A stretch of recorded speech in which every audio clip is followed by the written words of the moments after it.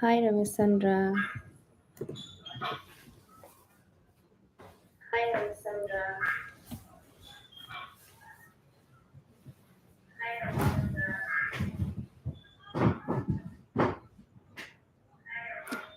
Hi, Andy. Good evening, Vicky. ꯑꯩꯁꯦ ꯃꯇꯝ ꯆꯥꯅ ꯊꯥꯕꯗꯤ ꯀꯧꯔ ꯃꯥꯜꯂꯦ.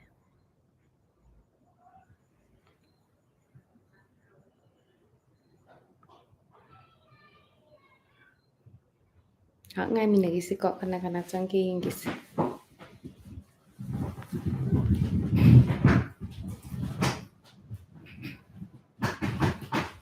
ꯌꯥꯝ ꯅꯤꯛꯑꯦ ꯁꯤ ꯀꯩꯅꯣꯁꯦ.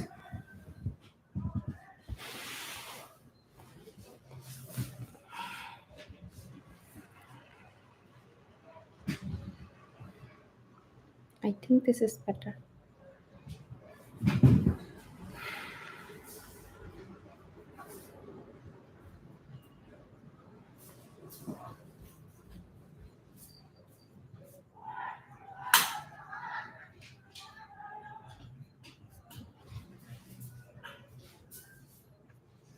So, ꯑꯩꯅ ꯉꯁꯥꯏ ꯍꯥꯏꯖꯈꯤꯕꯗꯣ ꯍꯌꯦꯡ ꯄꯨꯡ 10 ꯑꯌꯨꯛꯀꯤ ꯄꯨꯡ 10ꯗ ꯑꯩ ꯀꯩꯅꯣ ꯇꯧꯖꯔꯛꯑꯅꯤ. ꯏꯁꯩꯗꯣ ꯂꯩꯈꯣꯡ ꯁꯣꯝꯖꯕ ꯍꯥꯏꯕ ꯏꯁꯩꯁꯦ ꯃꯌꯥꯝꯗ ꯁꯤꯟꯅꯖꯔꯅꯤ.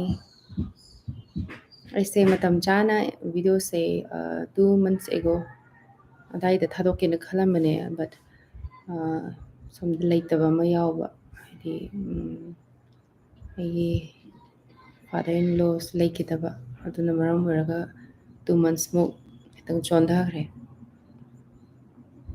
ꯉꯁꯥꯏ ꯕꯦꯔꯁꯇꯞꯇ ꯂꯥꯛꯄꯗꯣ ꯀꯧꯕ ꯉꯝꯗꯅ ꯊꯃꯣꯏ ꯀꯥꯏꯅ ꯂꯦꯞꯄꯒ ꯀꯣꯛ ꯀꯧꯔꯛꯀꯦꯗꯤ ꯀꯩꯅꯣ. ꯑꯌꯥ.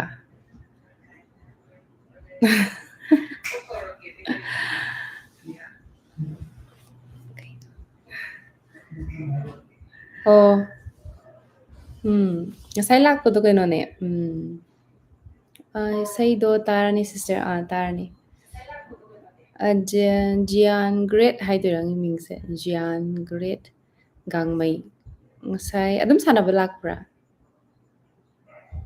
ꯁꯤꯅꯤꯡꯕꯗꯣ ꯐꯔꯕ꯭ꯔꯣ ꯑꯅꯤꯜ? ꯈꯔꯗꯤ ꯐꯥꯎꯔꯤ, ꯈꯔꯗꯤ ꯐꯔꯦ. ꯉꯁꯥꯏ ꯀꯩꯅꯣꯅꯦ ꯑꯩꯈꯣꯏ ꯍꯥꯏꯗꯤ ꯑꯩꯒꯤ ꯕꯕꯥꯒꯤ ꯑꯩꯒꯤ ꯄꯣꯛꯄ ꯕꯕꯥꯒꯤ ꯍꯥꯏꯗꯤ ꯑꯩ ꯏꯅꯥꯎꯄꯥꯁꯨ ꯐꯨꯠꯕꯣꯜ ꯌꯥꯝ ꯄꯥꯝꯃꯦ. ꯃꯥꯅ ꯇꯧꯔꯒ ꯁꯦꯟꯅꯕ ꯇꯔꯐꯅꯦ. ꯍꯥꯏꯕꯗꯤ ꯑꯩꯈꯣꯏꯒꯤ ꯐꯦꯃꯤꯂꯤꯒꯤꯅꯤ ꯍꯥꯏꯇꯥꯔꯦ. ꯑꯗꯣ ꯉꯁꯥꯏ ꯅꯣꯏ ꯕꯣꯜ ꯁꯥꯟꯅꯕ ꯂꯥꯛꯄꯗꯣ ꯕꯣꯜꯗꯨꯗ ꯄꯥꯟꯒꯦ ꯇꯧꯋꯦꯕ. ꯀꯦꯃꯦꯔꯥ ꯂꯣꯏ ꯀꯥꯏꯒꯦ ꯇꯧꯋꯦꯅ ꯑꯩꯈꯣꯏꯁꯨ ꯑꯗꯨꯝ ꯆꯦꯟꯊꯣꯔꯛꯑꯕ. ꯅꯠꯇ꯭ꯔꯗꯤ ꯉꯥꯏꯍꯥꯛ ꯂꯩꯔꯝꯕ ꯌꯥꯕꯅꯦ. ꯀꯃꯦꯟ ꯈꯔ ꯁꯨꯝ ꯄꯥꯏ. ꯋꯥꯔꯤ ꯁꯥꯟꯅꯁꯤꯀꯣ, ꯋꯥꯔꯤ ꯋꯥꯇꯥꯏ ꯑꯣꯏꯅ. ꯗꯥꯁꯨꯔꯤꯒꯤ ꯏꯁꯩ ꯑꯝꯇ ꯁꯛꯂꯛꯑꯣ. ꯁꯛꯁꯤ ꯏꯁꯩ ꯉꯥꯛꯇꯪ ꯋꯥꯔꯤ ꯍꯥꯟꯅ ꯁꯥꯟꯅꯈꯤꯁꯤꯀꯣ.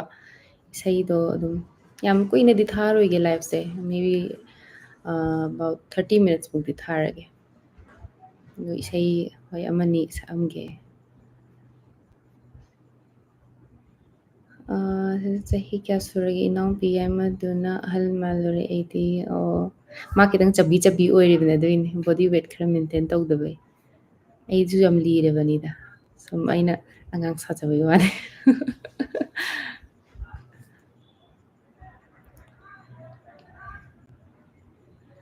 ꯍꯌꯦꯡ ꯉꯥꯏꯃꯤꯟꯅꯔꯁꯤꯀꯣ ꯃꯌꯥꯝ ꯑꯗꯨꯗꯤ 10 AM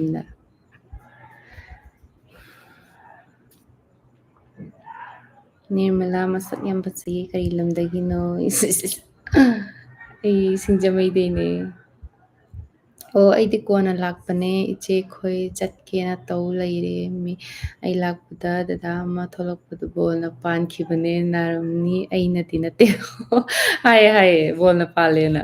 ꯊꯣꯏꯅꯀꯤ ꯀꯥꯎꯁꯜꯂꯛꯏꯔꯥ ꯈꯪꯗꯦ ꯀꯥꯏ ꯍꯥꯏꯌꯦ ꯃꯥꯅ. ꯇꯥꯟꯊꯣꯔꯛꯏꯔꯥ ꯈꯪꯗꯦ ꯐꯨꯠꯕꯣꯜ ꯁꯥꯟꯅꯅꯤꯡꯕꯒꯤꯅ. ꯑꯗꯨꯃꯛꯇꯤ ꯑꯣꯏꯔꯝꯃꯣꯏꯅ ꯈꯜꯂꯤꯀꯣ. ꯑꯩ ꯏꯆꯤꯟ ꯏꯅꯥꯎ ꯑꯩ ꯆꯍꯤ ꯌꯥꯝꯃꯦ. ꯏꯅꯥꯎꯄꯤ ꯑꯩꯈꯣꯏ ꯏꯆꯤꯟ ꯏꯅꯥꯎ 4ꯅꯦ. ꯏꯅꯥꯎꯅꯨꯄꯥ 1 ꯅꯨꯄꯤ 3ꯅꯦ. ꯑꯩ ꯂꯩꯔꯦ. ꯑꯩꯈꯣꯏ ꯏꯅꯥꯎꯄꯤ ꯌꯥꯏꯃꯗꯣ ꯂꯩꯔꯦ. ꯑꯇꯣꯝꯕꯤꯗꯨꯃꯒ ꯂꯩꯔꯦ. ꯅꯨꯡꯁꯤꯕ ꯄꯨꯝꯅꯃꯛꯁꯦ ꯃꯥꯡꯈꯤꯕ ꯊꯣꯛꯂꯕꯁꯨ ꯁꯛꯄꯤꯔꯣ. ꯁꯛꯀꯦ ꯁꯛꯀꯦ. ꯌꯣꯠꯂꯤꯒꯁꯤ ꯁꯤꯁꯦ ꯑꯩꯅ ꯆꯦꯜꯂꯒꯅꯦ ꯄꯨꯔꯛꯄꯗꯅꯦ ꯑꯩꯅ ꯄꯥꯔꯁꯦꯜꯗꯣ ꯍꯥꯡꯗꯣꯛꯄ ꯃꯇꯝꯗ ꯑꯩꯅ ꯑꯩꯈꯣꯏ ꯗꯥꯗ ꯍꯥꯡꯗꯣꯛꯍꯟꯕꯗ ꯁꯤꯗꯤ ꯍꯨꯏꯗ ꯐꯥꯅꯕꯅꯤꯅꯦ ꯐꯥꯒꯤ ꯇꯧ ꯁꯤꯔꯨꯗ꯭ꯔꯕꯅꯦ ꯀꯨꯏꯅ ꯁꯨꯝ ꯁꯤꯒꯦꯅ ꯑꯩꯅ ꯍꯥꯏꯗꯤ ꯐꯨꯔꯤꯠꯁꯦ ꯈꯔ ꯗꯜ ꯑꯣꯏꯕꯅꯤꯅ ꯁꯤꯅ ꯈꯤꯇꯪ ꯑꯦꯟꯍꯥꯟꯁ ꯇꯧꯋꯤꯗꯅ ꯑꯗꯨꯏ ꯁꯤꯕꯅꯤꯗ ꯅꯠꯇ꯭ꯔꯗꯤ ꯌꯥꯝ ꯂꯨꯝꯃꯤꯕꯖꯥꯠꯅꯤ ꯀꯣꯛ ꯉꯛꯀꯁꯦ ꯌꯥꯝꯅ ꯗꯥꯁꯣꯔꯤ ꯏꯁꯩ ꯀꯩꯅꯣ ꯗꯥꯁꯣꯔꯤ ꯏꯁꯩ ꯑꯩꯉꯣꯟꯗ ꯁꯛꯑꯣ ꯍꯥꯏꯁꯤꯕꯨ ꯁꯤꯁꯦ ꯃꯦꯀꯞ ꯇꯧꯕꯒꯤ ꯁꯛꯇꯣ ꯑꯉꯥꯡꯅꯤꯉꯥꯏ ꯇꯧꯕ ꯊꯦꯝꯕ ꯌꯥꯏꯌꯦ ꯈꯔ ꯀꯥꯟꯅꯅꯤ ꯑꯗꯨꯗꯣ ꯑꯩꯁꯦ ꯑꯗꯨꯗ ꯈꯔ ꯀꯥꯟꯅꯅꯤꯅ ꯍꯥꯏꯗꯤ ꯀꯥꯟꯅꯕ ꯀꯟꯇꯦꯟ ꯊꯥꯒꯠꯄꯅ ꯐꯩꯗꯅ ꯑꯗꯨꯒꯤ ꯊꯥꯒꯠꯈꯤꯕꯅꯦ ꯑꯅꯤꯜ ꯅꯪꯒꯤ ꯏꯁꯇꯣꯔꯤꯒꯨꯝꯕ ꯊꯝꯕ ꯎꯏꯌꯦ ꯀꯂꯔ ꯍꯥꯏꯕꯤꯔꯛꯑꯣ ꯑꯩꯁꯦ ꯑꯗꯨꯝ ꯃꯇꯝ ꯃꯇꯝꯒꯤ ꯆꯦꯟꯖ ꯇꯧꯋꯦ ꯔꯥꯃꯦꯁ ꯍꯥꯏꯗꯤ ꯍꯧꯖꯤꯛꯅ ꯑꯃꯨꯛ ꯑꯉꯧꯕ ꯌꯥꯝ ꯄꯥꯝꯃꯦ ꯍꯥꯏꯗꯤ ꯑꯉꯧꯕ ꯌꯥꯝ ꯄꯥꯝꯕꯒꯤ ꯇꯥꯏꯞꯇ ꯇꯧꯋꯦ ꯈꯤꯇꯪ ꯂꯥꯏꯠ ꯑꯣꯏꯕ ꯀꯂꯔꯁꯦ ꯄꯥꯝꯃꯦ ꯍꯥꯟꯅꯗꯤ ꯌꯥꯝ ꯗꯥꯔꯛ ꯁꯦꯠꯂꯝꯃꯦꯕ ꯑꯩꯁꯦ ꯕꯨꯗꯤ ꯂꯧꯁꯤꯡ ꯃꯝꯕꯩꯔꯥ ꯈꯪꯗꯦ ꯑꯗꯣ ꯍꯧꯖꯤꯛꯇꯤ ꯕ꯭ꯔꯥꯏꯠ ꯍꯥꯏꯗꯤ ꯕ꯭ꯔꯥꯏꯠ ꯑꯅ ꯌꯥꯝ ꯌꯥꯛꯄꯗꯤ ꯅꯠꯇꯕ ꯂꯥꯏꯠ ꯑꯣꯏꯕꯗꯣ ꯑꯗꯨꯅ ꯍꯦꯟꯅ ꯄꯥꯝꯃꯦ ꯑꯩꯅ ꯌꯦꯡꯂꯝꯕꯅꯦ ꯑꯩꯗꯤ ꯆꯠꯈ꯭ꯔꯦ ꯍꯧꯖꯤꯛ ꯈꯛꯇꯗ ꯑꯗꯨꯝ ꯑꯩꯅ ꯌꯦꯡꯂꯝꯕꯅꯦ ꯑꯩꯗꯤ ꯆꯩꯕꯤꯔꯗ꯭ꯔꯅ ꯈꯜꯂꯝꯕꯅꯦ ꯑꯗꯣ ꯀꯩꯝꯗꯤ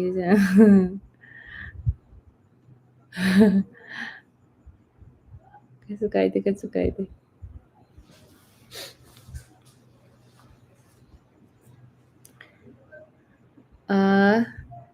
ꯑꯩꯁꯦ ꯀꯩꯅꯣꯅꯦ ꯑꯩ MBBS ꯅꯠꯇꯦ ꯑꯩꯁꯦ ꯑꯩ ꯍꯣꯃꯤꯌꯣꯄꯦꯊꯤꯛ ꯀꯩꯅꯣꯅꯦ ꯐꯤꯖꯤꯁꯤꯌꯥꯟꯅꯦꯀꯣ ꯍꯥꯏꯗꯤ ꯍꯣꯃꯤꯌꯣꯄꯦꯊꯤꯛ ꯗꯣꯛꯇꯔꯅꯦ ꯑꯦꯂꯣꯄꯦꯊꯤꯛ ꯗꯣꯛꯇꯔ ꯅꯠꯇꯦꯕ ꯆꯥꯛꯂꯣ ꯊꯣꯡꯗ꯭ꯔꯤꯌꯦ ꯁꯤ ꯂꯣꯏꯔ ꯊꯣꯡꯗꯣꯏꯅꯦ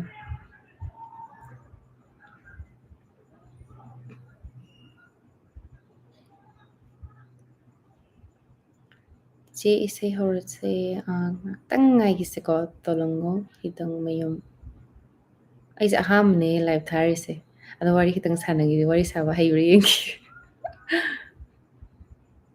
ꯑꯗꯨ ꯂꯣꯏꯔꯒ ꯁꯛꯑꯁꯤ ꯏꯁꯩ ꯊꯣꯛꯑꯝꯃꯅꯤ ꯌꯥꯝ ꯁꯥꯡꯅꯁꯨ ꯊꯥꯒꯨꯝꯁꯤ ꯕꯣꯔꯤꯡ ꯆꯨꯅꯤ ꯃꯤꯅꯤꯠ 3 ꯍꯧꯖꯤꯟꯈ꯭ꯔꯦꯗ ꯁꯤꯗꯩꯗꯤ ꯍꯩꯔꯕꯅꯤꯅ ꯃꯊꯪꯗꯁꯨ ꯑꯗꯨꯝ ꯊꯥꯔꯛꯄ ꯍꯩꯔꯅꯤ ꯌꯥꯝ ꯇꯣꯏꯅꯃꯛ ꯅꯠꯇ꯭ꯔꯁꯨ ꯆꯦ ꯏꯁꯩ ꯍꯧꯔꯁꯦ ꯍꯣꯃꯤꯌꯣꯒꯤ ꯗꯣꯛꯇꯔ ꯀ꯭ꯂꯤꯅꯤꯛ ꯑꯩ ꯀ꯭ꯂꯤꯅꯤꯛ ꯑꯣꯏꯅꯗꯤ ꯄꯨꯗ꯭ꯔꯦ ꯑꯩꯁꯦ ꯏꯁꯇꯦꯠꯀꯤ ꯑꯣꯏꯅ ꯊꯕꯛ ꯄꯨꯔꯤꯕꯀꯣ ꯑꯩꯁꯦ ꯀꯩꯔꯥꯎꯗꯁꯨ ꯄꯨꯏꯌꯦ ꯑꯦꯕ꯭ꯔꯤ ꯇ꯭ꯌꯨꯁꯗꯦ ꯗꯦꯟ ꯔꯤꯃꯦꯅꯤꯡ ꯗꯦꯖꯇꯨꯅ ꯀꯩꯅꯣꯗ ꯀ꯭ꯋꯥꯀꯩꯊꯦꯜ ꯀꯣꯟꯖꯤꯡ ꯂꯩꯀꯥꯏ ꯗ ꯄꯨꯔꯤ ꯑꯅꯥ ꯑꯌꯦꯛ ꯂꯩꯕ ꯌꯥꯎꯔꯗꯤ ꯑꯗꯨꯝ ꯂꯥꯛꯑꯣ ꯀꯨꯝꯃꯤꯅꯤ ꯑꯩꯁꯨ ꯈꯔ ꯍꯩꯕ꯭ꯔꯥ ꯌꯦꯡꯒꯦꯅ ꯇ꯭ꯔꯥꯏ ꯇꯧꯁꯟꯕꯅꯤꯗ ꯑꯃꯇꯪ ꯁꯛꯀꯦ ꯁꯛꯒꯤ ꯏꯁꯩꯁꯤꯡ ꯂꯣꯏꯅ ꯐꯖꯩ ꯈꯣꯟꯖꯦꯜꯁꯨ ꯌꯥꯝ ꯅꯨꯡꯁꯤ ꯊꯦꯡꯀ꯭ꯌꯨ ꯔꯃꯦꯁ ꯁꯤꯒꯁꯦ ꯀꯣ ꯇꯧꯕ ꯌꯥꯗꯖꯥꯠ ꯑꯩ ꯄꯤꯟ ꯇꯧꯖꯒꯦꯀꯣ ꯑꯥꯏ ꯊꯤꯡ ꯅꯪꯅ ꯑꯩꯒꯤ ꯏꯁꯩ ꯂꯣꯏꯅꯃꯛ ꯂꯥꯏꯛ ꯇꯧꯋꯦ ꯍꯥꯏꯔꯕꯅꯤꯅ ꯑꯩ ꯄꯤꯟ ꯇꯧꯔꯒꯦ ꯅꯪꯒꯤ ꯀꯣꯃꯦꯟꯁ ꯃꯦꯁꯦꯁ ꯆꯦ ꯏꯁꯩ ꯑꯃ ꯁꯛꯂꯛꯑꯣ ꯁꯛꯀꯦ ꯅꯠꯇꯤꯌꯦ ꯇꯣꯡꯉꯟꯒꯦ ꯃꯥ ꯍꯧꯖꯤꯛꯀꯥꯟ ꯍꯩꯇ꯭ꯔꯕꯅꯦ ꯏꯁꯩ ꯌꯥꯝ ꯄꯥꯝꯕ ꯃꯥꯜꯂꯦ ꯄꯥꯝꯃꯤ ꯌꯥꯝ ꯄꯥꯝꯃꯛꯑꯦ ꯑꯗꯨꯝ ꯄꯥꯝꯃꯦ ꯍꯥꯏꯇꯥꯔꯦ ꯄꯤꯛꯏꯉꯩꯗꯒꯤ ꯑꯗꯨꯝ ꯂꯝꯄꯥꯛ ꯈꯨꯗꯤꯡꯒꯤ ꯑꯗꯨꯝ ꯏꯁꯩ ꯁꯛꯄ ꯆꯦꯟꯕ ꯑꯗꯒꯤ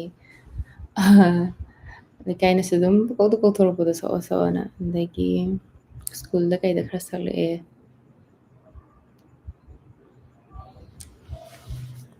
ꯑꯩꯗꯤ ꯅꯣꯛꯅꯤꯡꯒ꯭ꯔꯖꯥꯠꯅꯤꯗ ꯑꯉꯥꯡ ꯑꯩꯅ 11ꯒ ꯀꯥꯕ ꯑꯗꯨꯋꯥꯏꯗ ꯄꯨꯁꯄꯥꯔꯥꯅꯤꯅꯒ ꯁꯛꯄ ꯏꯁꯩꯒ ꯁꯛꯂꯛꯏꯅꯦ ꯃꯇꯝꯗꯨꯗꯗꯤ ꯏꯁꯩꯒꯤ ꯀꯩꯒꯤ ꯀꯩꯝꯇ ꯈꯪꯗꯕ ꯂꯩꯕꯗꯣ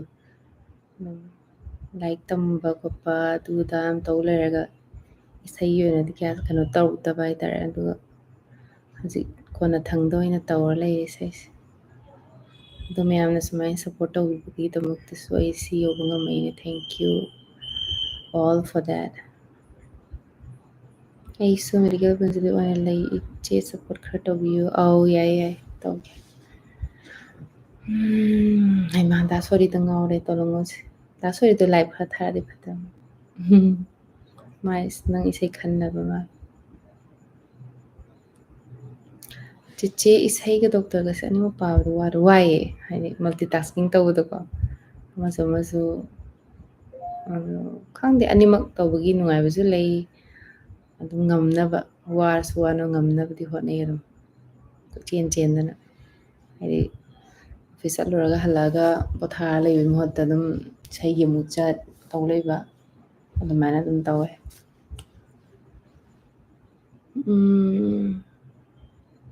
ꯁꯤꯁꯇ ꯂꯥꯛꯂꯣꯅꯦ ꯇꯥꯅꯤꯡꯉꯦ ꯑꯦꯗ꯭ꯔꯦꯁ ꯍꯥꯞꯄꯤꯔꯛꯑꯣ ꯂꯥꯛꯂꯣꯅꯦ ꯇꯥꯗꯕ ꯀꯨꯏꯔꯦ ꯑꯧ ꯂꯥꯛꯂꯣꯅꯁꯦ ꯑꯩ ꯏꯁꯇꯦꯖꯇꯁꯨ ꯁꯛꯄ ꯍꯧꯔꯒꯦꯅ ꯈꯜꯂꯦ ꯃꯣꯏ ꯃ꯭ꯌꯨꯖꯤꯁꯤꯌꯥꯟꯁꯤꯡꯗ ꯍꯥꯏꯗꯤ ꯀꯩꯅꯣ ꯇꯧꯕ ꯍꯣꯠꯅꯕꯅ ꯍꯥꯏꯈ꯭ꯔꯕꯅꯦ ꯏꯁꯇꯦꯖꯇ ꯑꯃꯨꯛꯐꯥꯎ ꯁꯛꯇ꯭ꯔꯤꯕ ꯑꯩꯁꯦ ꯑꯩꯗꯤ ꯄꯥꯛꯅꯁꯨ ꯆꯠꯇꯦꯗꯅ ꯏꯁꯩꯁꯦ ꯑꯗ ꯌꯥꯝꯅ ꯁꯛꯅꯕꯒꯤ ꯇꯥꯟꯖꯥꯁꯨ ꯐꯪꯗꯦꯕ ꯏꯁꯥꯅ ꯆꯥꯛ ꯊꯣꯡꯉꯒ ꯅꯨꯄꯥꯅ ꯊꯣꯡꯉꯒ ꯀꯅꯥ ꯑꯩꯅ ꯊꯣꯡꯕꯅ ꯍꯥꯎꯖꯩ ꯃꯔꯝꯗꯤ ꯑꯩꯅ ꯄꯥꯝꯕ ꯊꯣꯡꯉꯤꯗꯅ ꯃꯣꯏꯅ ꯊꯣꯡꯕꯗꯨꯗꯤ ꯑꯩꯅ ꯄꯥꯝꯕꯁꯨ ꯊꯣꯡꯗꯦ ꯑꯗꯨꯅ ꯑꯩꯅ ꯄꯥꯝꯕꯅ ꯑꯩꯗꯤ ꯀꯥꯡꯁꯣꯏꯒꯨꯝꯕ ꯍꯦꯟꯅ ꯄꯥꯝꯃꯦꯕ ꯑꯆꯝꯕꯅ ꯌꯥꯏꯌꯦ ꯊꯥꯎ ꯌꯥꯝ ꯆꯥꯅꯤꯡꯗꯦꯕ ꯑꯗꯨꯒꯤ ꯅꯪ ꯈꯛꯇꯅꯤ ꯁꯛꯀꯅꯤ ꯑꯗꯨꯒ ꯗꯥꯏꯅꯥ ꯀꯔꯝ ꯀꯥꯟꯗ ꯑꯆꯥꯄꯣꯠ ꯆꯥꯁꯦ ꯍꯥꯏꯕꯅꯣ ꯄꯩꯁꯥ ꯀꯥꯏꯊꯣꯛꯇ꯭ꯔꯤꯕꯣ ꯆꯥꯁꯦ ꯑꯩ ꯁꯨꯇꯤꯡ ꯂꯩꯌꯦꯕꯀꯣ ꯗꯦꯠ ꯀꯩꯅꯣ ꯁꯨꯇꯤꯡ ꯈꯔ ꯂꯩꯔꯤꯕ ꯑꯗꯨ ꯂꯣꯏꯔ ꯃꯇꯨꯡꯗ ꯑꯣꯏꯅ ꯇꯧꯁꯤ ꯅꯣꯡꯃ ꯈꯛꯇꯪꯅꯦ ꯁꯨꯇꯤꯡ ꯑꯗꯨ ꯂꯣꯏꯔ ꯇꯧꯔꯁꯤ ꯆꯦꯒꯤꯗꯤ ꯉꯥꯎꯔꯦ ꯄꯨꯡꯉꯥꯎ ꯉꯥꯎꯔꯦ ꯃꯌꯥꯔꯥꯗꯣ ꯑꯩ ꯃꯥꯅꯦ ꯔꯤꯃꯦꯛ ꯇꯧꯕꯅꯦ ꯑꯩꯅ ꯖꯁ ꯀꯩꯅꯣ ꯈꯛꯇꯅꯦ ꯚꯔꯁ ꯑꯃꯈꯛꯇꯪ ꯃꯇꯦꯛ ꯑꯃꯈꯛꯇꯪ ꯁꯨꯝ ꯇ꯭ꯔꯥꯏ ꯇꯧꯁꯜꯂꯨꯕꯅꯦ ꯑꯗꯨꯗ ꯃꯌꯥꯝꯅ ꯌꯥꯝꯅ ꯅꯨꯡꯁꯤꯕꯤꯗꯨꯅ ꯑꯗꯨꯝ ꯏꯁꯩꯗ ꯑꯗꯨꯝ ꯀꯩꯅꯣ ꯇꯧꯕꯤ ꯈꯜꯂꯦ ꯑꯩꯅ ꯑꯩꯁꯨ ꯃꯇꯦꯛ ꯑꯃꯇꯪ ꯁꯛꯁꯦꯅ ꯁꯛꯎꯕꯅꯦꯕ ꯏꯆꯦ ꯂꯩꯈꯣꯡ ꯁꯣꯝꯖꯕꯒꯤ ꯃ꯭ꯌꯨꯖꯤꯛ ꯇ꯭ꯌꯨꯟ ꯏꯁꯩꯒꯤ ꯁ꯭ꯇꯥꯏꯜ ꯑꯃꯁꯨꯡ ꯚꯤꯗꯤꯑꯣꯁꯨ ꯑꯗꯨꯝ ꯏꯁꯩꯁꯤꯒ ꯌꯥꯝ ꯆꯥꯟꯅꯅ ꯁꯦꯔꯞ ꯇꯧꯏ ꯑꯣꯜ ꯗ ꯕꯦꯁ ꯇꯤꯃꯣꯛ ꯂꯩꯈꯣꯡ ꯁꯣꯝꯖꯕ ꯑꯣ ꯈꯪꯗꯦꯗ ꯌꯦꯡꯉꯁꯦ ꯃꯌꯥꯝ ꯍꯌꯦꯡ ꯌꯦꯡꯉꯒ ꯑꯩꯗꯤ ꯅꯣꯛꯅꯤꯡꯕꯅꯕꯨ ꯁꯤꯔꯕꯅꯦ ꯑꯍꯥꯟꯕ ꯑꯣꯏꯕꯒꯤ ꯖꯒꯣꯏꯒ ꯌꯥꯝ ꯁꯥꯕꯅꯦ ꯁꯤꯇꯟꯁꯦ ꯑꯩ ꯍꯩꯕ ꯂꯥꯛꯄꯣꯏ ꯍꯥꯏꯕꯗꯤ ꯍꯩꯇꯕ ꯍꯥꯏꯕꯗꯤ ꯍꯩꯕ ꯅꯠꯇꯦꯕ ꯌꯥꯝꯅ ꯁꯨꯝ ꯇꯧꯔ ꯃꯥꯏ ꯍꯩꯖꯔꯁꯅꯤꯅ ꯑꯩꯅ ꯆꯣꯡꯁꯤꯟꯕꯅꯤꯗ ꯏꯁꯥꯅ ꯆꯥꯛ ꯊꯣꯡꯕꯒ ꯅꯨꯄꯥꯅ ꯊꯣꯡꯕ ꯀꯅꯥꯅ ꯍꯥꯎꯒꯦ ꯑꯩꯅ ꯊꯣꯡꯕꯅ ꯍꯥꯎꯋꯤ ꯍꯥꯏꯔꯦꯀꯣ ꯑꯗꯨꯃ ꯆꯥꯛ ꯁꯥꯏꯔꯨꯈꯤꯒꯦ ꯚꯥꯏ ꯌꯥꯏ ꯆꯥꯛ ꯁꯥꯏꯔꯨꯈꯤꯒꯦ ꯍꯥꯏꯁꯤꯅꯦ ꯌꯥꯝ ꯇꯞꯅ ꯁꯥꯏꯌꯣ ꯑꯃꯨꯛ ꯐꯨꯟꯅꯤ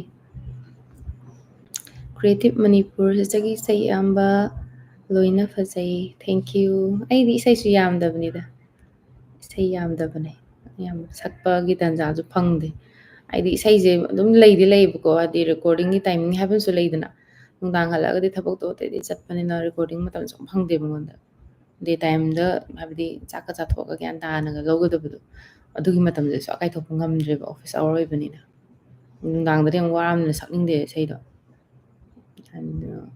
ꯍꯣꯏ ꯏꯁꯇꯦꯖꯇ ꯀꯩꯗ ꯆꯠꯂꯒ ꯁꯛꯈꯤꯕꯅ ꯃꯈꯜ ꯑꯃꯅꯦ ꯕꯠ ꯔꯦꯀꯣꯔꯗꯤꯡꯗꯤ ꯑꯃꯨꯛ ꯈꯤꯇꯪ ꯁꯤꯔꯤꯌꯁ ꯑꯣꯏꯕ ꯑꯃꯁꯨ ꯆꯪꯉꯤꯗꯅ ꯁꯨꯇꯤꯗꯅ ꯑꯃꯨꯛ ꯁꯨꯇꯤꯁꯦ ꯊꯕꯛ ꯍꯦꯟꯅ ꯂꯩꯕꯒꯤ ꯇꯥꯏꯞꯇ ꯇꯧꯋꯦ ꯑꯗꯨꯅ ꯉꯝꯗꯦ ꯄꯥꯛꯅ ꯂꯣꯏꯁꯤꯟꯕꯁꯦ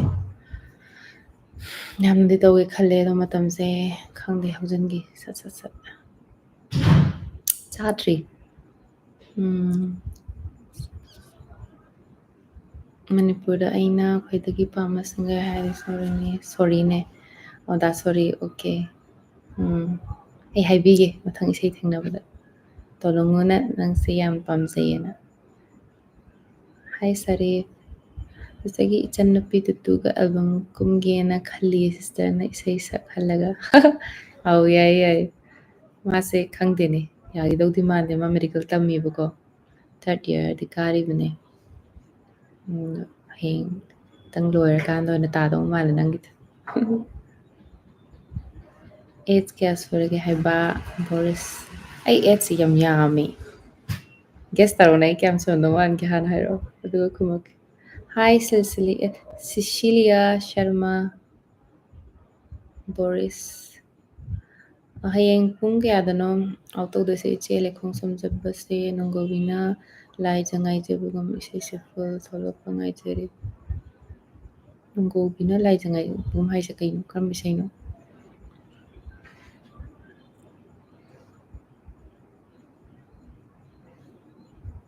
ꯑꯩ ꯒ꯭ꯌꯥꯟ ꯇꯥꯗ꯭ꯔꯦ ꯁꯤꯗꯅꯦ ꯅꯪꯒꯤꯁꯦ ꯋꯥꯆꯞ ꯗꯤꯄꯤꯕꯨꯗ ꯁꯣꯔꯤ ꯊꯝꯃꯦ ꯑꯣꯀꯦ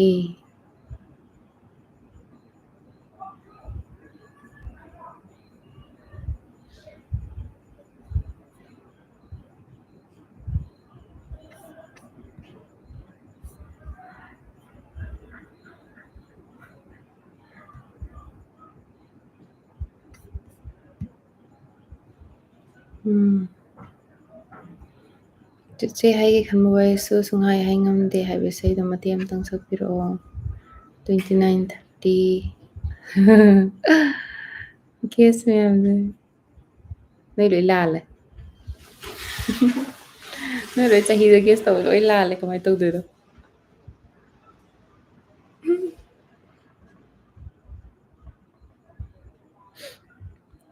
34 Yes, 34 is right.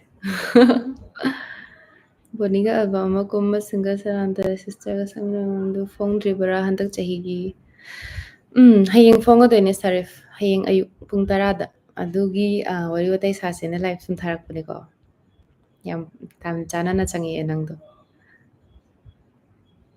ꯀꯩꯅꯣ ꯑꯦꯟꯗꯤ ꯁꯔꯃ ꯃꯦꯁꯦꯁ ꯔꯤꯇ꯭ꯔꯦꯛꯇꯦꯠ ꯍꯥꯏꯔꯤꯁꯦ ꯅꯣꯡꯒꯣꯕꯤꯟ ꯂꯥꯏꯖꯪ ꯅꯣꯡꯒꯣꯕꯤꯅ ꯍꯥꯏꯁꯦ ꯀꯩ ꯏꯁꯩꯅꯣ ꯑꯩ ꯈꯪꯗꯤꯌꯦ ꯑꯩꯒꯤ ꯏꯁꯩꯔꯣ ꯅꯠꯇꯤꯌꯦ ꯁꯤꯗꯤ ꯀꯅꯥꯒꯤ ꯑꯩ ꯒ꯭ꯌꯥꯟ ꯇꯥꯗ꯭ꯔꯦ ꯁꯤ ꯀꯩ ꯏꯁꯩꯅꯣ ꯁꯤ ꯒ꯭ꯌꯥꯟ ꯇꯥꯗ꯭ꯔꯦ ꯑꯇꯩ ꯑꯅꯧꯕ ꯍꯥꯏꯗꯣꯛꯄ ꯌꯥꯕ ꯄ꯭ꯔꯣꯖꯦꯛ ꯀꯔꯤ ꯀꯔꯤꯅꯣ ꯈꯔ ꯍꯥꯏꯗꯣꯛꯂꯛꯑꯣ ꯑꯣ ꯑꯣ ꯃꯥ ꯂꯩꯇꯤꯌꯦ ꯍꯧꯖꯤꯛꯇꯤ ꯆꯠꯈ꯭ꯔꯦ ꯏꯕꯥꯏꯗꯤ ꯊꯣꯛꯈ꯭ꯔꯦ ꯃꯥ ꯀꯩꯅꯣꯅꯦ ꯗꯥꯏꯅꯥ ꯏꯁꯩꯁꯦ ꯑꯃ ꯊꯥꯗꯣꯔꯛꯀꯅꯤ ꯑꯅꯤ ꯑꯃꯒ ꯂꯩꯌꯦ ꯍꯥꯏꯕꯗꯤ ꯄ꯭ꯔꯣꯖꯦꯛ ꯑꯞꯀꯃꯤꯡ ꯍꯌꯦꯡ ꯊꯥꯗꯣꯛꯇꯣꯏꯁꯤ ꯃꯇꯨꯡꯗ ꯑꯅꯤ ꯑꯃꯒ ꯂꯩꯔꯤ ꯊꯥꯗꯣꯛꯇꯧꯕ ꯑꯗꯨꯝ ꯗꯤꯋꯥꯂꯤ ꯅꯤꯉꯣꯜ ꯆꯥꯛꯀꯧꯕ ꯁ꯭ꯋꯥꯏꯗ ꯑꯗꯨꯝ ꯊꯥꯒꯠꯂꯛꯑꯒꯦ ꯑꯩꯒꯤ ꯌꯨꯇ꯭ꯌꯨꯕ ꯆꯦꯅꯦꯜꯗ ꯑꯗꯨꯝ ꯀꯣ ꯆꯦ ꯅꯪꯒꯤꯗꯣ ꯏꯁꯩ ꯑꯃ ꯇꯣꯂꯣꯃꯣ ꯁꯨꯃꯥꯏꯅ ꯇꯧꯔꯁꯦ ꯅꯪ ꯗꯥ ꯁꯣꯏꯒꯤ ꯃꯇꯥꯡꯗꯅꯦ ꯑꯩ ꯁꯛꯑꯔꯣꯏꯒꯦ ꯗꯥ ꯁꯣꯏꯒꯤ ꯏꯁꯩꯁꯦ ꯃꯔꯝꯗꯤ ꯃꯤꯒꯤ ꯏꯁꯩꯅꯤꯅ ꯑꯩ ꯁꯛꯅꯤꯡꯗ꯭ꯔꯦꯕꯀꯣ ꯑꯩꯒꯤ ꯏꯁꯩ ꯑꯣꯏꯅ ꯁꯛꯂꯛꯑꯒꯦ ꯑꯗꯨ ꯑꯗꯨꯝ ꯇꯥꯃꯤꯟꯅꯔꯁꯦ ꯅꯪ ꯗꯥ ꯁꯣꯔꯤꯅ ꯂꯥꯏꯚ ꯊꯥꯕꯗꯣ ꯑꯣꯏꯅ ꯈꯟꯕꯤꯌꯨꯔꯣ ꯀꯣ ꯃꯌꯥꯝ ꯌꯥꯔꯦꯀꯣ ꯇꯣꯂꯣꯃꯣꯗ ꯑꯝꯇ ꯍꯥꯏꯕꯤꯌꯨꯁꯦ ꯏꯗꯪ ꯃꯌꯨꯝꯗ ꯗꯥ ꯁꯣꯔꯤꯒꯤ ꯃꯦꯇꯔꯁꯦ ꯀꯣꯁ ꯇꯧꯔꯁꯦꯕ ꯁꯤꯗ ꯑꯇꯩ ꯑꯅꯧꯕ ꯍꯥꯏꯗꯣꯛꯄ ꯌꯥꯕ ꯄꯣꯠꯁꯦ ꯀꯔꯤ ꯀꯔꯤꯅꯣ ꯈꯔ ꯍꯥꯏꯗꯣꯔꯛꯑꯣ ꯍꯥꯏꯈ꯭ꯔꯦꯀꯣ ꯗꯦꯟ ꯁꯤꯁ ꯏꯁꯩ ꯑꯅꯧꯕ ꯇꯥꯅꯤꯡꯕ ꯂꯣꯏꯔꯦ ꯊꯦꯡꯀ꯭ꯌꯨ ꯍꯌꯦꯡ ꯊꯥꯗꯣꯔꯛꯑꯅꯤ ꯑꯦꯝ ꯑꯥꯔ ꯁꯤꯡ ꯗꯥꯏꯅꯥ ꯑꯇꯩ ꯑꯅꯧꯕ ꯊꯦꯝꯕꯨꯡ ꯍꯨꯏꯔꯦꯝ ꯍꯥꯏꯒꯦ ꯈꯟꯕ ꯁꯛꯂꯛꯀꯦ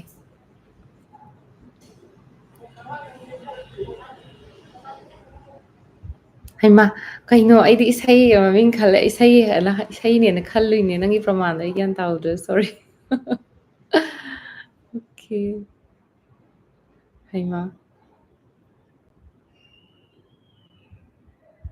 ꯊꯦꯡꯀ꯭ꯌꯨ ꯑꯦꯝꯗꯤ ꯁꯥꯔꯤꯐ ꯈꯥꯟ ꯗꯥ ꯁꯥꯟꯗꯁꯦ ꯑꯩꯅꯅꯦ ꯍꯥꯏꯗꯤ ꯑꯗꯨꯝ ꯄꯥꯝꯖꯩꯑꯕ ꯑꯉꯥꯡ ꯑꯣꯏꯉꯩꯗꯩ ꯍꯧꯅ ꯃꯥꯒꯤ ꯏꯁꯩꯁꯤꯡꯁꯦ ꯑꯅꯝꯕꯅ ꯂꯣꯏꯅ ꯍꯥꯏꯕꯗꯤ ꯅꯨꯄꯥ ꯊꯣꯛꯅ ꯁꯛꯄꯗꯣ ꯑꯣꯏꯗꯅꯀꯣ ꯑꯗꯣ ꯅꯍꯥꯟꯁꯦ ꯁꯨꯝ ꯇꯥꯏꯃꯤꯡ ꯆꯥꯅ ꯑꯃꯇꯪꯗꯤ ꯇꯧꯔꯒꯦꯅ ꯁꯨꯝ ꯇꯧꯕꯅꯦ ꯃꯌꯥꯝ ꯁꯞꯄꯣꯔꯠ ꯇꯧꯕꯤꯌꯨ ꯍꯩꯇ ꯑꯗꯨꯝ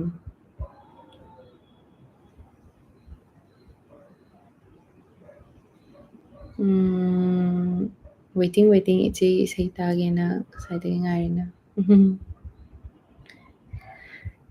ꯁꯛꯂꯛꯀꯦ ꯆꯦ ꯑꯣꯖꯥ ꯔꯣꯁꯤꯕꯤꯅ ꯅꯪꯒꯤ ꯑꯦꯗ꯭ꯔꯦꯁ ꯈꯪꯕꯤꯕ꯭ꯔꯣ ꯄ꯭ꯂꯤꯁ ꯈꯪꯅꯗꯤ ꯍꯥꯏꯕꯤꯔꯛꯑꯣ ꯆꯦ ꯔꯣꯁꯤꯕꯤꯅꯥꯁꯦ ꯀꯩ ꯂꯝꯗꯩꯅꯣ ꯍꯥꯏꯕꯅꯦ ꯀꯥꯎꯊꯣꯛꯈ꯭ꯔꯦ ꯅꯤꯝꯕꯁ ꯑꯩ ꯀꯥꯎꯔꯦ ꯑꯩ ꯃꯊꯪꯒꯤ ꯀꯩꯅꯣꯗ ꯍꯥꯏꯔꯛꯑꯒꯦ ꯂꯩꯇꯤꯌꯦ ꯄ꯭ꯔꯚꯨꯔꯥꯖ ꯆꯥꯛ ꯆꯥꯗ꯭ꯔꯤ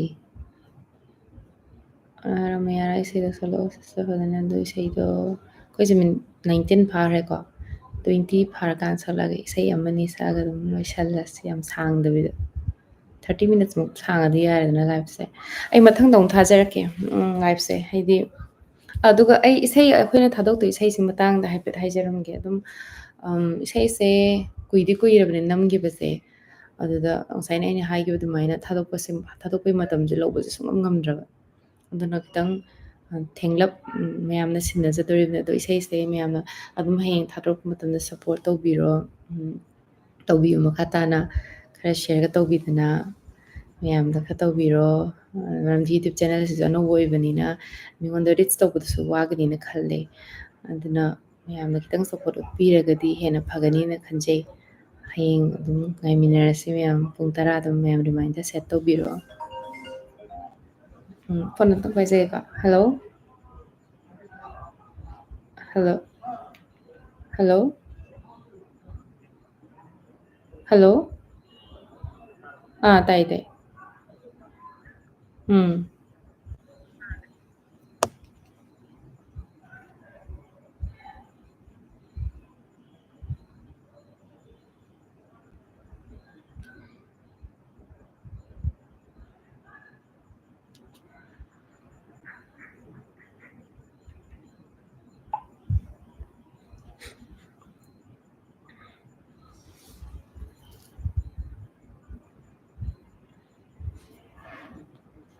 ꯑꯩ ꯐꯣꯟ ꯕꯦꯇ꯭ꯔꯤꯁꯤꯁꯨ ꯇꯠꯇꯣꯔꯦ ꯇꯧꯔꯤꯁꯦ.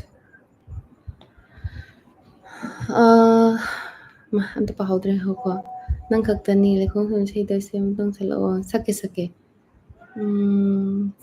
Sorry to close. Sassalake, then Viras ng Kapani, then is it okay? Ay, Doctor na gamini. Chichi say to please. Pero mo, sake. Taki kayo. Okay.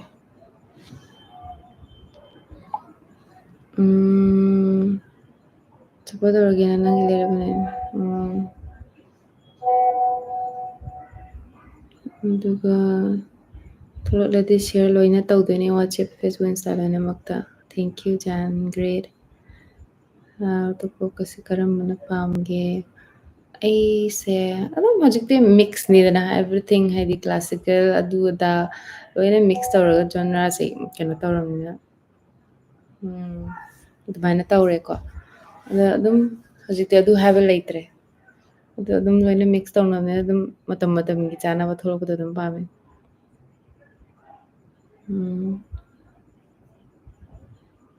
ꯑꯩꯒꯤꯁꯦ ꯑꯩꯒꯤ ꯌꯨꯇ꯭ꯌꯨꯕ ꯆꯦꯅꯦꯜ ꯊꯥꯒꯠꯇꯣꯏꯅꯦ.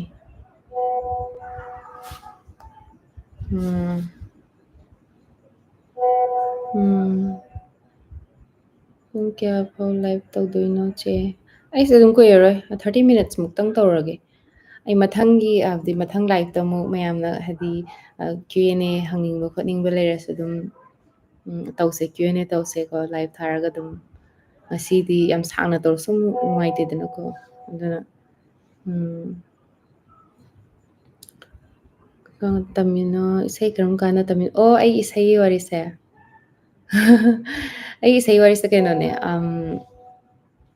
ꯀꯩꯅꯣꯅꯦ, ꯑꯩꯁꯦ ꯑꯉꯥꯡ ꯑꯣꯏꯔꯤꯉꯩꯗ ꯏꯁꯩꯕꯨꯗꯤ ꯌꯥꯝ ꯄꯥꯝꯃꯛꯑꯦ. ꯑꯗꯨꯒ ꯑꯩꯁꯦ ꯍꯥꯏꯗꯤ ꯑꯩꯒꯤ ꯀꯩ ꯍꯥꯏꯗꯣꯏꯅꯣ, ꯏꯁꯩꯒꯤ ꯃꯇꯥꯡꯗ ꯁꯨꯃꯥꯏꯅ ꯒꯥꯏꯗ ꯇꯧꯕꯤꯔꯒ ꯏꯁꯩ ꯇꯧꯕ ꯈꯣꯠꯄꯒꯤ ꯑꯗꯨꯒꯤ ꯆꯥꯟꯁꯁꯦ ꯐꯪꯉꯛꯇꯦꯕ. ꯑꯗꯨꯅ ꯑꯩꯁꯦ ꯌꯥꯝꯅ ꯉꯜꯂꯤꯉꯩ ꯃꯇꯝꯗꯗꯤ ꯐꯪꯍꯧꯗ꯭ꯔꯦ. ꯕꯠ ꯌꯥꯝ ꯊꯦꯡꯉꯀꯥꯟꯗ ꯑꯩꯗꯤ ꯌꯨꯝ ꯄꯥꯜꯂꯝꯗꯥꯏ ꯑꯗꯥꯏꯗ 2014 ꯑꯗꯥꯏꯗꯒꯤ ꯑꯩꯅ ꯑꯍꯥꯟꯕ ꯏꯁꯩ ꯑꯩꯒꯤ ꯍꯥꯏꯒꯦ ꯈꯟꯕ ꯋꯥꯍꯩꯒ ꯅꯝꯗꯅ ꯈꯣꯠꯇꯅ ꯇꯧꯕꯗꯣ, ꯑꯗꯨꯗꯩ ꯍꯧꯖꯔꯛꯈꯤꯕꯅꯦ. ꯑꯗꯣ ꯍꯧꯖꯤꯛ ꯑꯗꯨ ꯃꯇꯝꯗꯒꯤ ꯑꯣꯏꯅ ꯈꯔ ꯈꯔ ꯇꯝꯕ ꯍꯧꯖꯔꯛꯑꯦ ꯍꯥꯏꯇꯥꯔꯦ, ꯌꯥꯝ ꯊꯦꯡꯅ.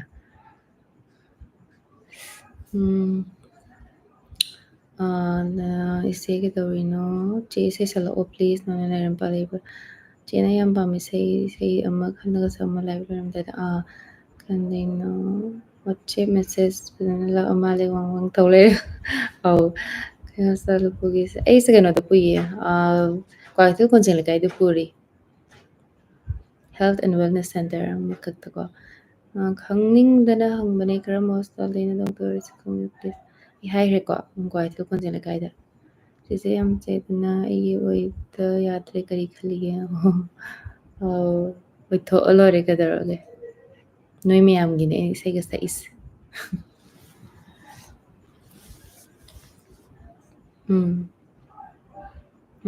ꯑꯩꯒꯤꯁꯦ 24 ꯃꯤꯅꯠꯁꯃꯨꯛ ꯐꯥꯔꯦ. ꯑꯗꯣ ꯃꯌꯥꯝ ꯉꯁꯥꯏ ꯈꯟꯕꯤꯔꯛꯄ ꯏꯁꯩꯁꯤꯡꯗꯣ ꯁꯨꯝ ꯃꯇꯦꯛ ꯃꯇꯦꯛ ꯈꯔ ꯈꯛꯇꯪ ꯉꯪꯖꯔꯛꯀꯦꯀꯣ.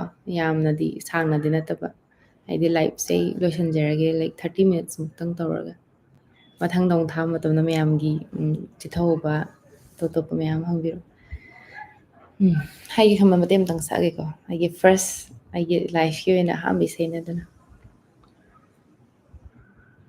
uraka isu matam charan oina tawri khala yai tawgadabani apamadi loi tawgadamni amutang popo punsini ko hayeng ngana dana riya chadana chegi aham ise se karam se haigi khamba wa haidani ai aham ise se Leikhong Somjaba sumati sake ꯑꯩꯈꯣꯏ ꯂꯩꯀꯥꯏ ꯏꯁꯩ ꯂꯩ ꯑꯃꯨꯛꯀ stage performance ꯄꯤꯁꯤꯗꯅ ꯌꯥꯏ MRꯁꯤꯡ ꯀꯩꯅꯣ ꯇꯧꯕꯤꯔꯣ ꯑꯩꯉꯣꯟꯗ ꯏꯟꯁꯇꯥꯒ꯭ꯔꯥꯝꯗꯅꯤ ꯈꯪꯗꯦ ꯋꯥꯆꯦꯞꯇꯅꯤ ꯈꯪꯗꯦ ꯀꯣꯟꯇꯦꯛ ꯇꯧꯕꯤꯔꯛꯑꯣ ꯗꯦꯠ 26ꯗꯀꯣ ꯀꯃꯦꯟ ꯁꯦꯛꯁꯟ ꯀ꯭ꯂꯣꯖ ꯏꯁꯩ ꯇꯥꯔꯁꯦ ꯍꯣꯏ ꯌꯥꯔꯦ ꯀꯃꯦꯟ ꯂꯣꯏꯁꯤꯜꯂꯁꯤꯀꯣ ꯏꯁꯩ ꯁꯜꯂꯛꯑꯒꯦ ꯍꯥꯏꯒꯦ ꯈꯟꯕ ꯋꯥꯍꯩꯗꯤ ꯁꯨꯛꯍꯥꯏ ꯉꯝꯗꯦ ꯇꯧꯒꯦ ꯈꯟꯕ ꯏꯊꯧꯁꯨ ꯄꯥꯡꯊꯣꯛꯄ ꯉꯝꯗꯦ ꯅꯛꯁꯤꯟꯅꯒꯦ ꯍꯣꯠꯅꯖꯩ ꯅꯛꯁꯤꯟꯕ ꯉꯝꯗꯦ ꯅꯪꯕꯨ ꯌꯦꯡꯒꯦ ꯈꯟꯖꯕ ꯌꯦꯡꯖꯕ ꯉꯝꯗꯦ ꯋꯥꯈꯜꯗꯅ ꯑꯃ ꯇꯥꯏꯕꯪꯗꯅ ꯑꯃ ꯑꯣꯏꯔꯤ ꯃꯇꯧꯁꯦ ꯑꯉꯛꯄꯅꯤ ꯑꯁꯨꯝ ꯍꯧꯈꯤ ꯇꯥꯏꯅꯐꯝꯁꯨ ꯈꯪꯗꯦ ꯊꯃꯣꯏꯗ ꯂꯣꯠꯆꯕ ꯅꯠꯇꯅ ꯃꯪꯂꯥꯟꯗꯗꯤ ꯅꯨꯡꯁꯤ ꯐꯣꯡꯗꯣꯛꯄ ꯉꯝꯂꯝꯃꯤ ꯃꯪꯂꯥꯟꯗꯗꯤ ꯅꯪꯁꯨ ꯑꯩꯇꯒꯤ ꯑꯣꯏꯔꯝꯃꯤ ꯃꯪꯂꯥꯟꯗꯗꯤ ꯅꯨꯡꯁꯤ ꯐꯣꯡꯗꯣꯛꯄ ꯉꯝꯂꯝꯃꯤ ꯃꯪꯂꯥꯟꯗꯗꯤ ꯅꯪꯁꯨ ꯑꯩꯇꯒꯤ ꯑꯣꯏꯔꯝꯃꯤ ꯌꯥꯔꯦꯀꯣ ꯃꯌꯥꯝ ꯑꯗꯨꯒ ꯑꯗꯨꯏ ꯃꯊꯪꯗ ꯀꯩꯅꯣꯗꯣ ꯁꯛꯂꯛꯑꯒꯦ ꯑꯩꯒꯤ ꯑꯅꯤꯁꯨꯕ ꯏꯁꯩ ꯅꯪ ꯈꯛꯇꯅꯤꯗ ꯃꯇꯦꯛ ꯑꯃꯀꯣ ꯉꯁꯥꯏ ꯈꯟꯕꯤꯔꯛꯈꯤꯕꯗ ꯊꯣꯛꯂꯤꯕ ꯀꯣꯔꯧꯃꯁꯨ ꯊꯣꯛꯂꯛꯄ ꯂꯦꯞꯅꯔꯕ ꯁꯤꯠꯂꯤꯕ ꯃꯥꯂꯪ ꯃꯥꯁꯨ ꯁꯤꯠꯂꯛꯄ ꯂꯦꯞꯅꯔꯕ ꯅꯪꯅ ꯑꯩꯒꯤ ꯏꯅꯥꯛꯇ ꯂꯩꯕꯤꯌꯨ ꯅꯪ ꯈꯛꯇꯅꯤ ꯑꯩꯒꯤꯗꯤ ꯃꯥꯂꯦꯝꯗ ꯑꯩ ꯈꯛꯇꯅꯤ ꯅꯪꯒꯤꯁꯨ ꯇꯥꯏꯕꯪꯗ ꯑꯩꯈꯣꯏ ꯑꯅꯤ ꯂꯥꯞꯅꯒꯨꯝꯁꯤ ꯃꯄꯣꯛꯁꯤꯒꯤ ꯂꯩꯃꯤꯟꯅꯁꯤ ꯊꯣꯛꯂꯤꯕ ꯀꯣꯔꯧꯃꯁꯨ ꯊꯣꯛꯂꯛꯄ ꯂꯦꯞꯂꯔꯕ ꯁꯤꯠꯂꯤꯕ ꯃꯥꯂꯪ ꯃꯥꯁꯨ ꯁꯤꯠꯂꯛꯄ ꯂꯦꯞꯂꯔꯕ ꯅꯪꯅ ꯑꯩꯒꯤ 이낙다 ꯂꯩꯕꯤꯌꯨ ꯌꯥꯔꯦꯀꯣ ꯃꯌꯥꯝ then ꯃꯊꯪꯗ ꯂꯩꯈꯣꯡ ꯁꯣꯝꯖꯕꯗꯣ ꯃꯇꯦꯛ ꯑꯃ ꯁꯛꯑꯒꯦ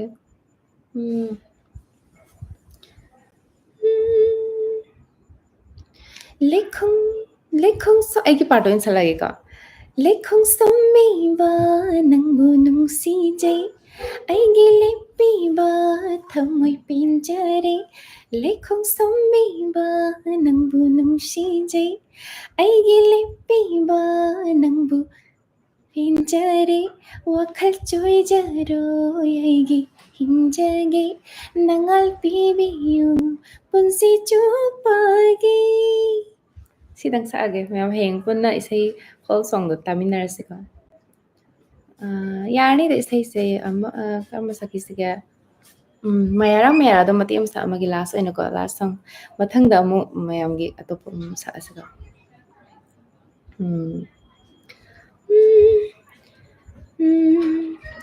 ꯁꯛꯍꯦꯟꯕꯤ ꯅꯪꯒꯤ ꯁꯨꯝꯍꯠꯂ ꯁꯛꯇꯝꯅ ꯈꯣꯏꯔꯥꯡꯍꯜꯂꯦ ꯂꯥꯡꯇꯛꯍꯜꯂꯦ ꯄꯨꯛꯅꯤꯡ ꯑꯩꯒꯤ ꯁꯛꯍꯦꯟꯕꯤ ꯅꯪꯒꯤ ꯁꯨꯝꯍꯠꯂ ꯁꯛꯇꯝꯅ ꯈꯣꯏꯔꯥꯡꯍꯜꯂꯦ ꯂꯥꯡꯇꯛꯍꯜꯂꯦ ꯄꯨꯛꯅꯤꯡ ꯑꯩꯒꯤ ꯑꯩꯗꯤ ꯉꯥꯎꯔꯦ ꯄꯨꯡꯉꯥꯎ ꯉꯥꯎꯔꯦ ꯑꯩꯗꯤ ꯉꯥꯎꯔꯦ ꯄꯨꯡꯉꯥꯎ ꯉꯥꯎꯔꯦ ꯑꯩꯗꯤ ꯉꯥꯎꯔꯦ ꯄꯨꯡꯉꯥꯎ ꯉꯥꯎꯔꯦ ꯑꯩꯗꯤ ꯉꯥꯎꯔꯦ ꯄꯨꯡꯉꯥꯎ ꯉꯥꯎꯔꯦ ꯃꯥꯌꯥꯔꯥ ꯃꯥꯌꯥꯔꯥ ꯁꯛꯂꯣꯟ ꯄꯨꯕꯤ ꯃꯥꯌꯥꯔꯥ ꯃꯥꯌꯥꯔꯥ ꯃꯥꯌꯥꯔꯥ ꯁꯛꯂꯣꯟ ꯄꯨꯕꯤ ꯃꯥꯌꯥꯔꯥ. ꯌꯥꯝ ꯌꯥꯔꯦꯀꯣ. ꯁꯤ ꯃꯇꯦꯛ ꯃꯇꯦꯛꯁꯤꯇꯪ ꯑꯣꯏꯅ ꯊꯝꯖꯔꯒꯦ. ꯁꯣ ꯃꯌꯥꯝ ꯍꯌꯦꯡꯒꯤ ꯏꯁꯩꯁꯦ ꯃꯌꯥꯝ ꯆꯪꯗꯅ ꯁꯞꯄꯣꯔꯠ ꯇꯧꯕꯤꯔꯣ, ꯈꯔ ꯁꯤꯌꯔ ꯇꯧꯕꯤꯔꯣ, ꯑꯗꯨꯒ ꯁꯞꯁꯀ꯭ꯔꯥꯏꯞ ꯇꯧꯗꯕ ꯍꯥꯏꯕꯗꯤ ꯏꯆꯤꯟ ꯏꯅꯥꯎꯁꯦ ꯆꯪꯕꯤꯔꯛꯏꯕ ꯃꯌꯥꯝꯁꯦ ꯌꯥꯎꯔꯒꯗꯤ ꯁꯞꯁꯀ꯭ꯔꯥꯏꯞ ꯇꯧꯕꯤꯔꯣ. ꯑꯗꯨꯒ ꯃꯌꯥꯝ ꯄꯨꯟꯅ ꯍꯌꯦꯡ ꯉꯥꯏꯃꯤꯟꯅꯔꯁꯦ 10 AM tomorrow. ꯍꯌꯦꯡ ꯗꯦꯠ 20 September 2022. ꯍꯌꯦꯡ ꯃꯌꯥꯝ ꯄꯨꯟꯅ ꯏꯁꯩꯗ ꯄꯨꯟꯅ ꯇꯥꯃꯤꯟꯅꯔꯁꯦ. ꯁꯤ ꯍꯥꯏꯔꯒ ꯑꯩ ꯉꯁꯤꯁꯦ ꯀꯃꯦꯟ ꯁꯤ ꯆꯦꯠꯁꯦ ꯑꯩꯅ ꯄꯥꯍꯧꯗꯕ ꯏꯁꯩ ꯁꯛꯏꯉꯩꯗ ꯄꯥꯍꯧꯗꯕ ꯃꯌꯥꯝꯗꯣ ꯌꯥꯎꯔꯒꯁꯨ ꯃꯌꯥꯝ ꯋꯥꯔꯧꯕꯤꯅꯨ, ꯃꯔꯝꯗꯤ ꯏꯁꯩ ꯁꯛꯏꯉꯩꯗ ꯀꯃꯦꯟ ꯄꯥꯕꯗꯣ ꯐꯪꯗꯕꯅꯤꯅꯀꯣ. ꯑꯣꯖꯥ ꯅꯥꯏꯕꯅ ꯐꯩ, ꯄꯨꯝꯅꯃꯛ ꯑꯣꯖꯥ ꯅꯥꯏꯒꯗꯕꯅꯤ. ꯏꯁꯩꯁꯨ ꯉꯥꯏꯔꯦ ꯑꯃꯁꯨ ꯉꯥꯏꯔꯦ ꯂꯣꯏꯅꯃꯛ ꯂꯣꯏꯅ ꯑꯣꯖꯥ ꯅꯥꯏꯕꯁꯦ ꯐꯩꯀꯣ, ꯅꯠꯇ꯭ꯔꯒꯗꯤ ꯁꯦꯔꯥꯟ ꯇꯨꯔꯥꯟ ꯆꯠꯅꯈꯤꯅꯦꯕ. ꯊꯦꯡꯛ ꯌꯨ ꯁꯣꯐꯤꯌꯥ ꯁꯂꯥꯝ.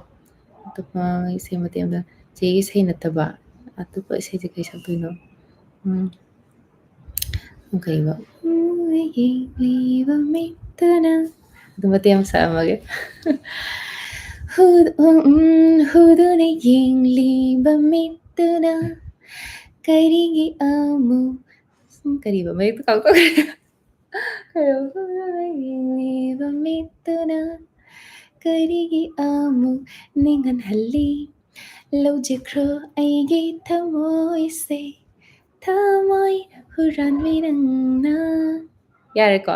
ꯑꯩ ꯀꯩ ꯁꯛꯇꯣꯏꯅꯣ ꯈꯪꯗꯦ, ꯑꯃ ꯁꯛꯆꯟꯈ꯭ꯔꯕꯅꯤꯅ ꯀꯣꯛꯇ ꯂꯥꯛꯄ ꯑꯃ. ꯁꯣ ꯃꯌꯥꯝ ꯑꯩ ꯉꯁꯤ ꯂꯥꯏꯐ ꯂꯣꯏꯁꯤꯜꯂꯁꯤꯀꯣ. ꯏꯟꯊꯣꯛꯄꯤꯔꯤ ꯄꯥꯝꯖꯅ ꯈꯟꯖꯕꯗꯣ ꯑꯩ ꯌꯥꯝ ꯄꯥꯝꯖꯈꯤꯗ ꯎꯔꯦꯁꯤꯗꯤ Leishangthem Sanjoy. So ma'am, thank you for joining my live today. Each one of you. ꯌꯥꯝ ꯅꯨꯡꯉꯥꯏ. ꯑꯩꯗꯤ ꯑꯍꯥꯟꯕ ꯂꯥꯏꯚ ꯊꯥꯕꯅꯤꯅ ꯀꯅꯥꯝ ꯆꯪꯉꯔꯣꯏꯗ꯭ꯔꯕꯨ ꯈꯜꯂꯨꯔꯕꯅꯤ ꯏꯇꯣꯝꯗ ꯏꯁꯩ ꯁꯛ ꯂꯩꯔꯗ꯭ꯔꯥꯅ. ꯃꯌꯥꯝ ꯆꯪꯕꯤꯔꯛꯇꯨꯅ ꯉꯁꯤ ꯂꯥꯏꯚ ꯁꯦꯁꯟꯁꯤꯕꯨ ꯀꯝꯄ꯭ꯂꯤꯠ ꯑꯣꯏꯍꯟꯕꯒꯤꯗꯃꯛꯇ ꯃꯌꯥꯝꯕꯨ ꯑꯃꯨꯛꯀ ꯍꯟꯅ ꯑꯔꯣꯏꯕ ꯑꯣꯏꯅ ꯊꯥꯒꯠꯆꯔꯤ. Thank you so much. Thank you everyone. See you again next time. And let's wait for tomorrow, 10 AM. Bye-bye.